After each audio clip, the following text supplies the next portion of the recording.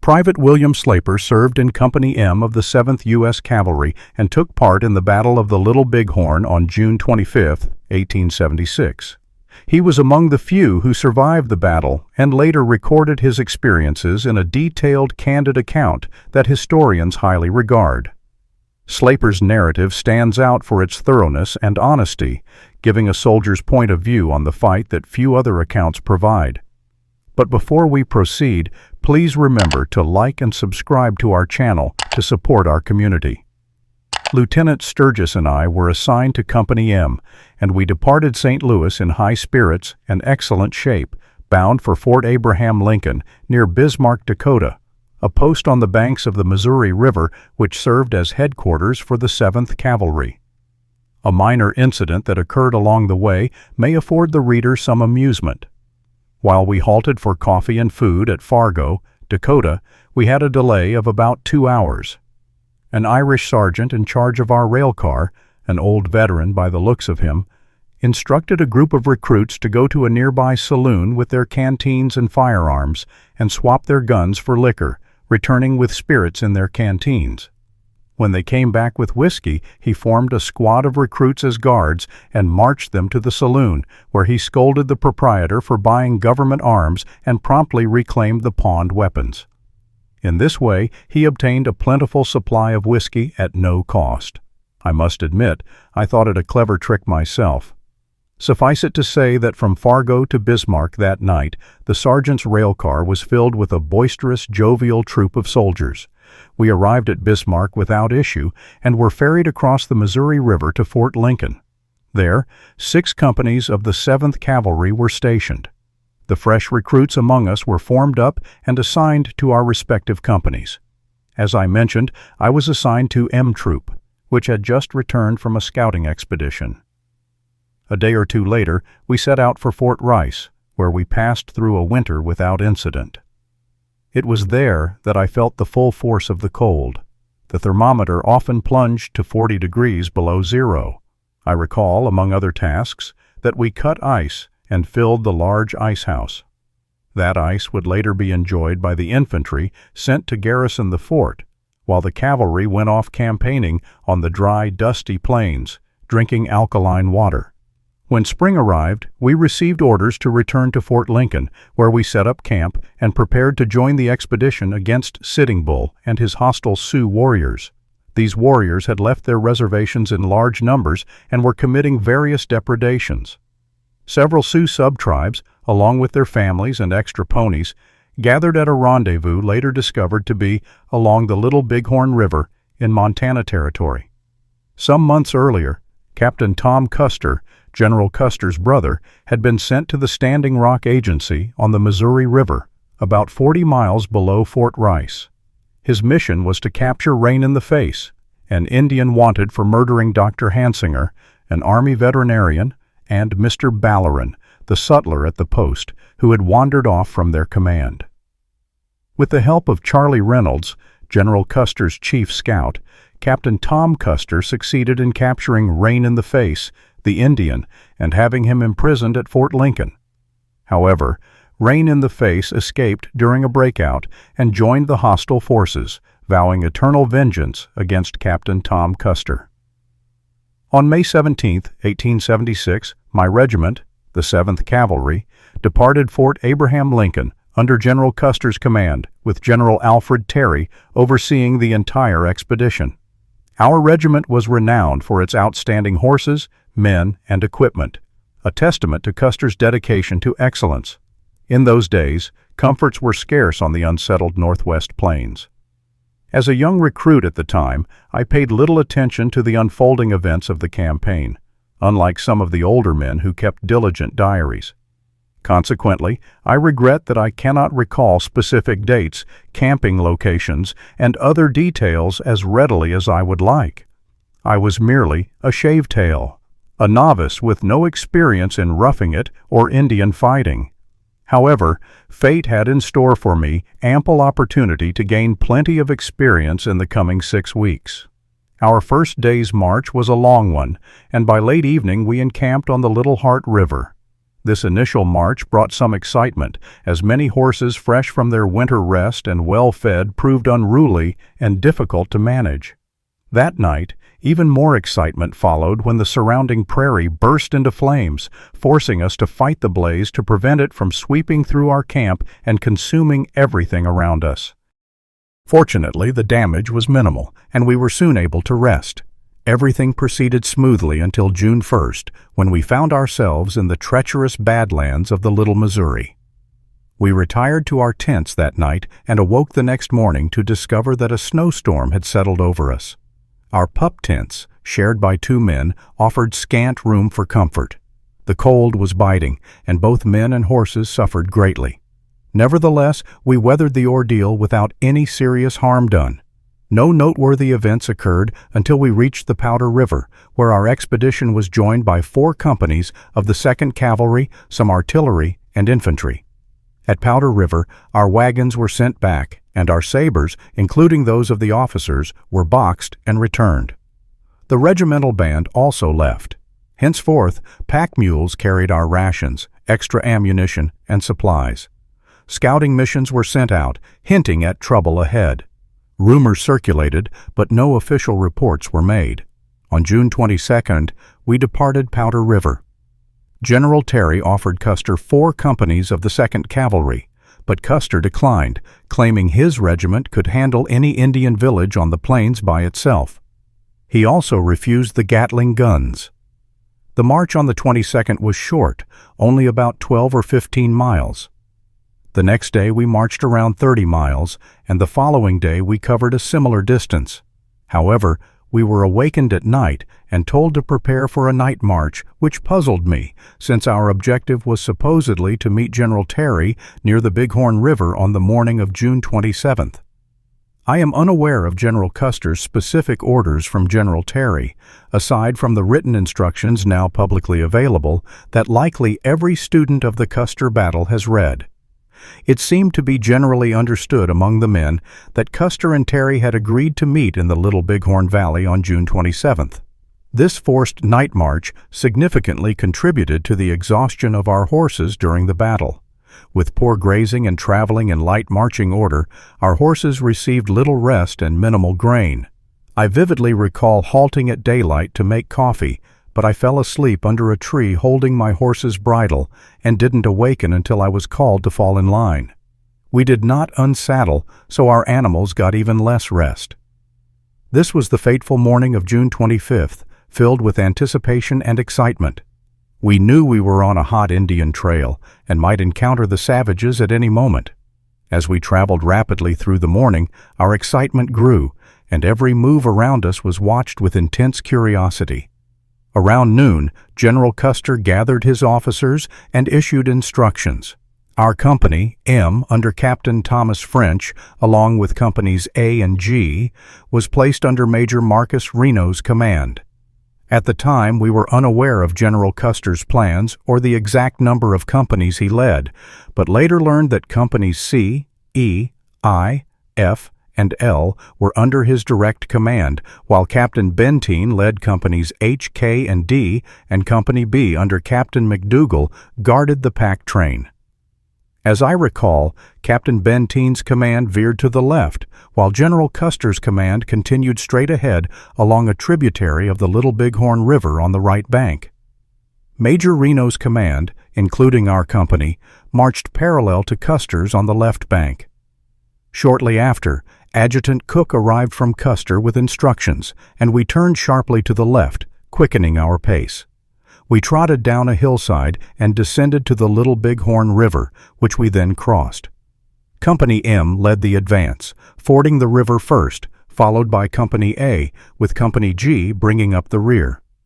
Suddenly, rifle fire erupted and bullets whizzed through the air. I ducked my head, trying to dodge the shots. This was my first time under fire, and I admit I was frightened. The sight of the Indians riding and firing in all directions, yelling and whooping like fiends, daunted me. They seemed naked and painted in a hideous manner. Once across the stream, we dismounted in a timbered area and prepared to fight on foot. The number 4s held the horses, while nos 1, 2, and 3 advanced to the firing line. As we were preparing to dismount, our horses, sensing danger, became restless. Some became unmanageable and bolted into the open, carrying their helpless riders toward the Indians. We never saw young Smith from Boston again, neither dead nor alive. Forming the firing line, we deployed to the left. The Indians closed in, their numbers increasing, circling and raising a cloud of dust that allowed many to flank us, attacking from our rear as we retreated. On this line I witnessed the first of my comrades fall, Sergeant O'Hara, then another, then another. Strangely, I found I had overcome my initial fright. I was no longer fearful, though keenly aware of the grave peril and the high likelihood that I would not escape alive. The Indians were now swarming in overwhelming numbers, unleashing a fierce hail of fire upon our small command. It became evident that our position had become untenable, and word arrived to retreat to the horses in the timber. We hastened back as fast as we could. In the chaos, some horseholders released their mounts before the riders arrived, leaving them on foot and in a precarious predicament. It was reported that Reno exclaimed to Captain French, "Well, Tom, what do you make of this?" French replied, "I think we ought to withdraw." Reno then gave the order to mount and retreat, though I did not hear it. The only sounds I could make out were the incessant roar of Indian rifles, the sharp crack of cavalry carbines, the war cries of the savages, and the shouts of my comrades.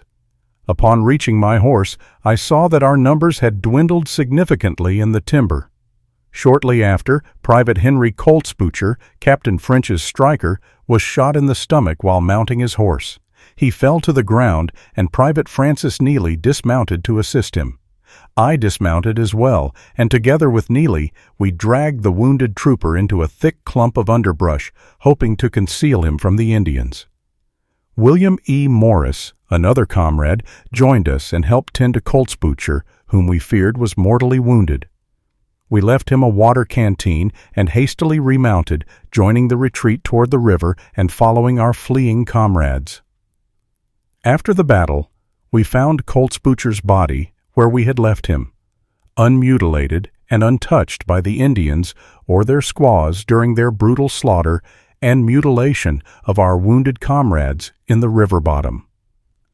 I cannot attest that our retreat from the river bottom was executed with military precision, but I observed no signs of disorder. Many had preceded me, and some were far ahead, so I cannot accurately describe their actions or the order in which they retreated. I didn't cross the river at the designated ford. Instead, I had to plunge my horse into the stream at a point where the bank was about 6 or 8 feet high. My horse nearly lost its footing upon landing in the water. As I looked around, I noticed Trumpeter Henry Fisher of M Troop riding in the river, with Lieutenant Benny Hodgson clinging to his stirrup. Hodgson, wounded and on foot in the stream, was being towed across by Fisher, who had dashed into the water to assist him. Under a hail of Indian fire, Fisher managed to reach the opposite bank, pulling Hodgson along.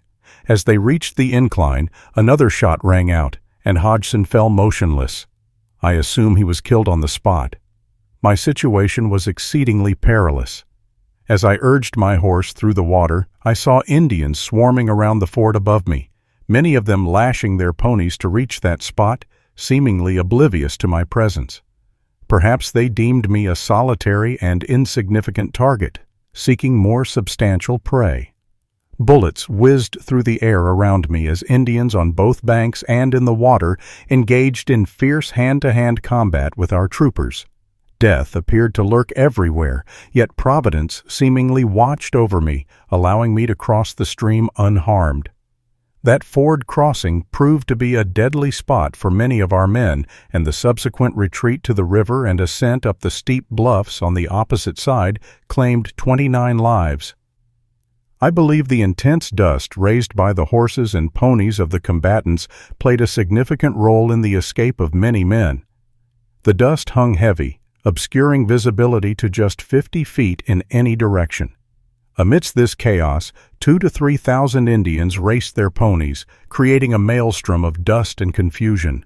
After crossing the river, I faced the daunting task of climbing the steep bluffs, which proved so abrupt that many exhausted horses failed to carry their riders to the top.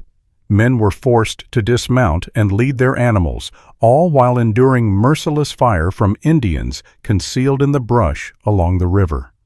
On my ascent, I passed the lifeless body of Dr. DeWolf, one of our surgeons, who had been shot and killed while attempting to reach the top. Upon reaching the hill's crest, I found myself unscathed. There I joined Captain French and about 20 men. Captain French remained remarkably calm throughout the battle, his face betraying no sign of fear. His self-control and bravery were truly admirable, and I felt reassured under his leadership. However, I grew concerned about the rest of the command and Custer's whereabouts, wondering why he had failed to provide the promised support. It seemed as though we would be overwhelmed before any assistance could arrive, as the Indians swarmed up the bluffs, seeking to surround us. Soon, Captain Benteen arrived with his 3 companies, appearing relatively unscathed compared to Reno's beleaguered troops. I couldn't help but wonder where Benteen had been and why he hadn't assisted Reno in the river bottom. His absence seemed puzzling, especially given Reno's timely retreat, which likely saved us from Custer's fate. After joining us on the hill, we mounted up and advanced in the direction Custer was believed to have taken, but the Sioux warriors' sheer numbers and intense fire forced us to fall back to our original position on the hill. Even there we weren't safe, as Indian sharpshooters occupied higher ridges and unleashed heavy volleys upon us. We occupied the most advantageous position available to us in the brief time we had. There, we established a makeshift hospital, encircling it with horses staked muzzle out. We formed a line of battle outside the horses, and the fighting resumed with intensified ferocity on both sides. We were ordered to lie flat on our stomachs and remain down and avoid exposure, as even the slightest movement would trigger a volley from the Indians. It wasn't long before we were transporting more wounded men to our improvised hospital. Many Indians occupied the higher hills, beyond the reach of our short-barreled carbines. Fortunately, our first sergeant joined us, armed with his personal rifle, which enabled him to silence the Indian fire from those elevated positions. Captain French, calm and composed, directed operations from the center of our line, sitting upright like a tailor, while bullets whizzed in from all directions. I marveled at his composure as he extracted stuck cartridges, loaded guns, and surveyed our surroundings without apparent excitement. Our entrenchment was makeshift, and I recall using my butcher knife to dig into the earth and create a mound to support my carbine. On one occasion, a bullet struck the corner of this mound, showering dirt into my eyes and temporarily obscuring my vision. Later that afternoon, while lying prone, a bullet sheared off the heel of my left boot as neatly as if it had been sawed off. That was the closest the Indians came to me, but I witnessed many comrades suffer a worse fate. Amidst the chaos, some amusing moments emerged. In my company was Happy Jack, a jovial fellow whose laughter echoed through the hail of bullets, boosting my spirits and bravery. On another occasion, while dragging a wounded comrade to the hospital, we momentarily forgot caution and walked upright. A bullet grazed my comrade's ear, sending him tumbling to the ground. Fortunately, it was only a glancing shot, and after examining him, I reassured him he would be all right. Returning to my position, the man beside me was shot through the shoulder, disabling him. The intense firing continued until dusk around 9 o'clock on the 25th. We then reinforced our defenses and improved our breastworks. At dawn on the 26th, the fighting resumed with vigor. As daylight broke, a stray pack animal wandered past our line, still laden with its pack.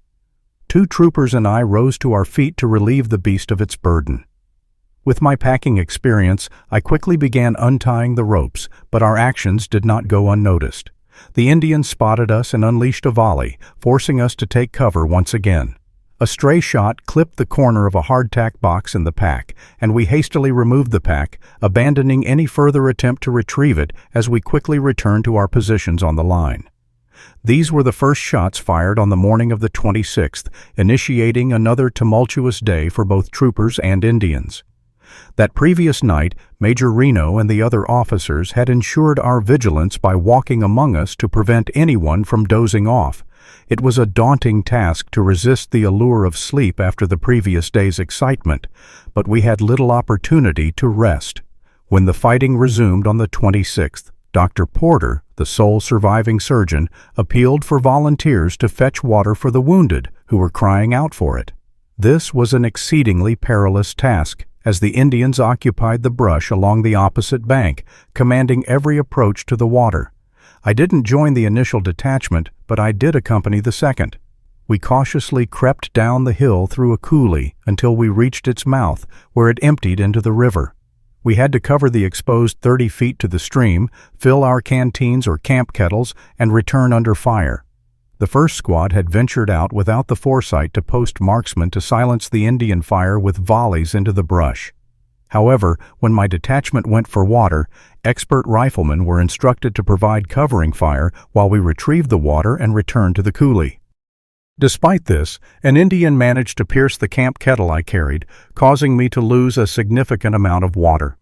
After several attempts, we successfully filled all the vessels and returned to the hospital, where the water was a divine blessing. I've read Captain Godfrey's account, which states that all the water volunteers received medals of honor from Congress. However, I never received such a medal, nor did I hear of anyone else receiving one. During our venture to the stream, we found Trooper Mike Madden, shot in the ankle in the coulee. Mike, a sturdy fellow, had been with the 1st Detachment. Unfortunately, his leg was later amputated in the hospital. In a humorous incident, the surgeon gave Mike a strong dose of brandy before the amputation. Mike endured the procedure without a whimper and was given another drink afterward. With a smack of his lips, he whispered to the surgeon, "Doctor, cut off me other leg." Mike later worked in the harness depot of the department at St. Paul. My comrade Jim Weeks and I made the water trip together. On our return, Captain Moylan asked Jim for a drink, but Jim replied, "You go to hell and get your own water. This is for the wounded." The response was met with silence, but I'm sure it was a bitter pill for Moylan to swallow. After delivering the water to the hospital, we returned to our positions on the firing line. I had just lain down when the man to my left, Henry Rutten, was shot through the shoulder. The day continued in this manner, with Captain French sitting upright, directing the firing and defying Indian bullets without flinching.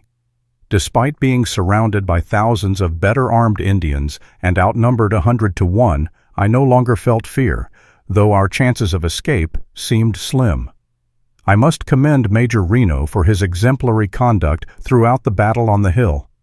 I also had the opportunity to observe him twice in the river bottom, where he appeared entirely unflappable. It was a testament to his leadership and composure under pressure. Especially given the lack of support from Custer as promised, our ammunition was nearly depleted during the fighting in the bottom, and had we not retreated to the hill, our fate would have been sealed. I recall seeing Reno walking among the men through the night, tapping them with his boot and urging them to stay awake. It was a remarkable display of courage, as even the slightest movement would draw Indian fire. I find it astonishing that he wasn't shot down, and his calm demeanor undoubtedly inspired his fellow officers and troopers. I've read accounts suggesting Reno was drunk during this battle, but I can confidently refute that as a lie. I never observed any signs of intoxication or saw him consume any liquor. As dusk fell on the 26th, the Indians withdrew, allowing us to lead our famished horses to water.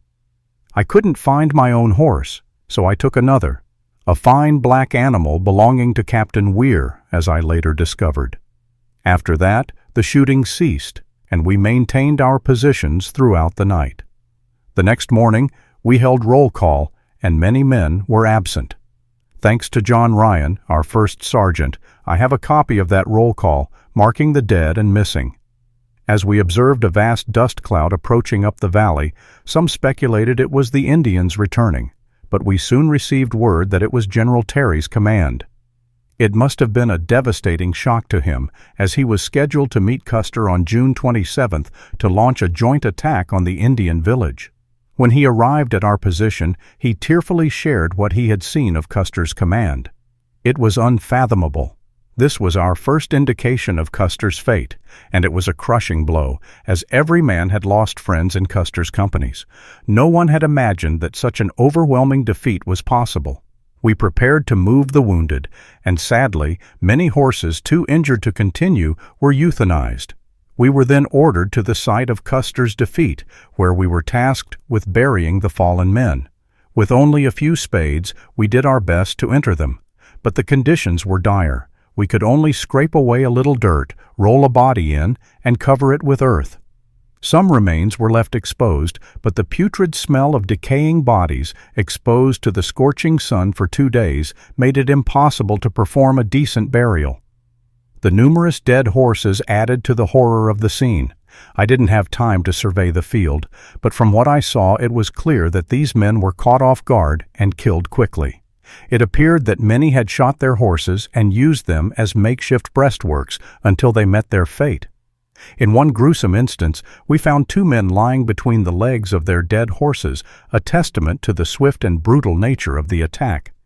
The bodies, stripped of clothing and valuables, suggested that the squaws had ample time to plunder and desecrate the fallen soldiers unmolested. The mutilations were too horrific to describe, with scalping, skull-crushing, and slashing of flesh. Some victims, likely wounded, suffered arrow shots to the eyes, neck, stomach, and other vulnerable areas. I saw Captain Tom Custer's body, the most mutilated of all, with numerous arrows piercing it. His killing was attributed to Rain in the Face, seeking revenge for his arrest at the Standing Rock Agency. Captain Custer's body lay near General Custer's, both among the fallen. Adjutant Cook's body was nearby, his face partially scalped, taking his distinctive sideburn whiskers with it. General Custer's body, however, remained untouched, shot twice, with some speculating that the Indians spared him out of respect for his bravery, while others believed they wanted his white comrades to recognize him.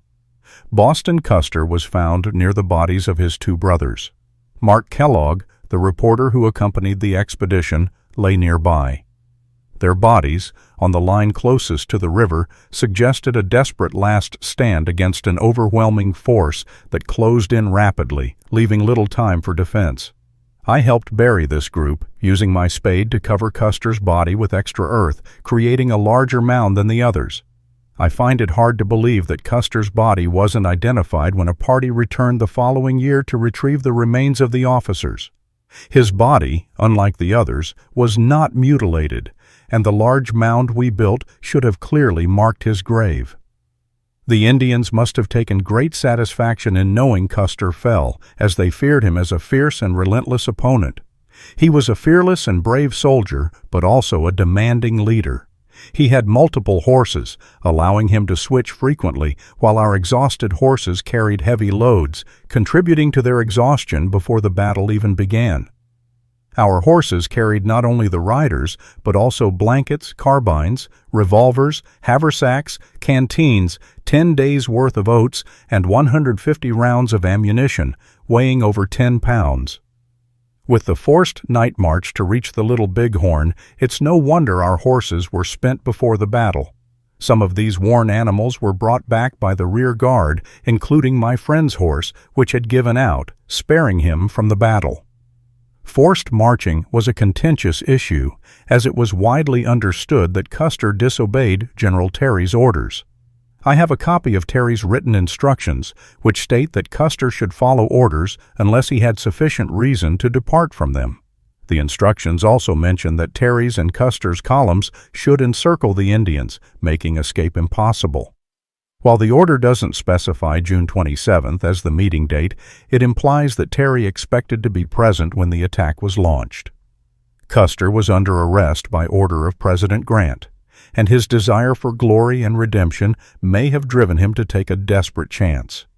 When he first saw the village, he must have realized his force was inadequate against the thousands of warriors. Many, including myself, believe he made a mistake by dividing his command. Had he kept his forces together and struck the village at one end, he might have succeeded or put the Indians to flight. I once asked Captain French, who was present at the battle, what he would have done in Custer's place. He replied that there would have been no fight.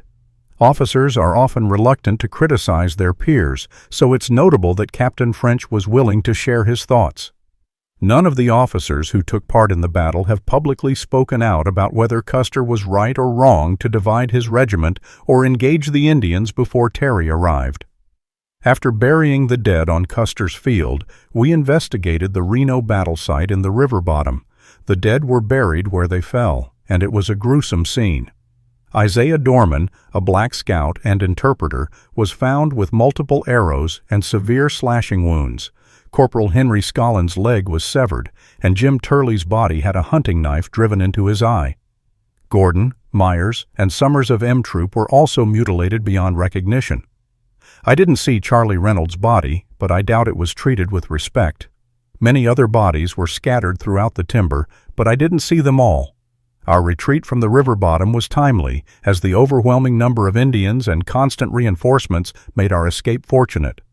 I credit Reno's leadership for saving our lives. During my dash for the river, an Indian came so close that I could have struck him with a saber if I had one. My comrade Smith, whose horse ran into the Indian lines, may have been captured alive.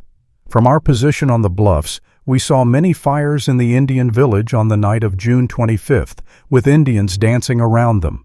I feared they might be burning and torturing helpless captives at the stake.